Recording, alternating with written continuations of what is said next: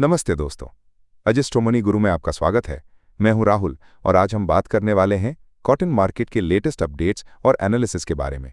उत्तर भारत में कॉटन की मांग और कीमतें। दोस्तों, आज यानी 9 अप्रैल को उत्तर भारत के राज्यों, खासकर पंजाब, हरियाणा और राजस्थान की मंडियों में कॉटन की कीमतों में थोड़ा सुधार देखने को मिला है। इसका मुख्य कारण है स्पिनिंग मिलों की तरफ से लगातार बनी हुई मांग। दिलचस्प बात यह है कि इन राज्यों की मंडियों में कपास की जो दैनिक आवक है उसमें कमी दर्ज की गई है। यानी मांग तो बनी हुई है लेकिन मंडियों में कपास कम आ रहा है। अंतर्राष्ट्रीय बाजार का रुख, आइस कॉटन फ्यूचर्स। अब बात करते हैं अंतर्राष्ट्रीय बाजार की। मंगलवार को आईसीई कॉटन वायदा में गिरावट का रुख देखा गया था।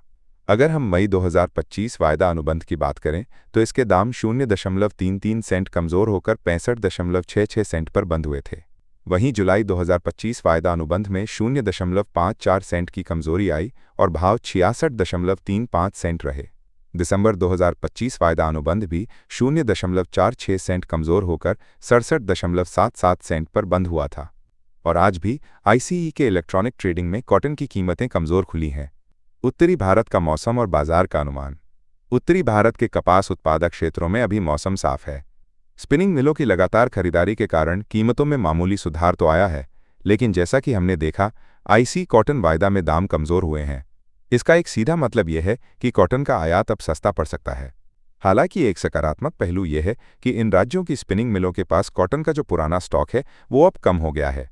और चूंकि खपत का सीजन चल रहा है, इसलिए सूती धागे में मांग बनी रहने की पूरी उम्मीद है।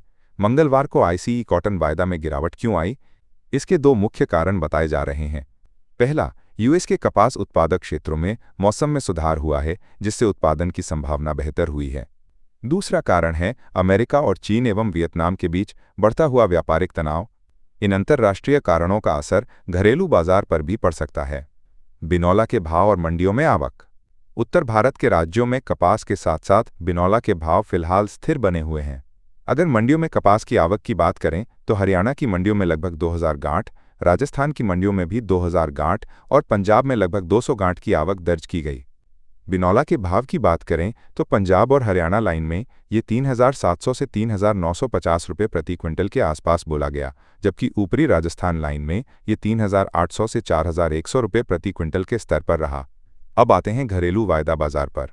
आज एनसीडीईएक्स पर कॉटन की कीमतों में गिरावट का रुख देखने को मिला। अप्रैल 2025 वायदा अनुबंध में कपास की कीमत ₹1 कमजोर होकर 1452 रुपये प्रति 20 किलो पर आ गई। चलिए अब अलग अलग राज्यों में रुई के हाजिर भाव पर एक नज़र डालते हैं।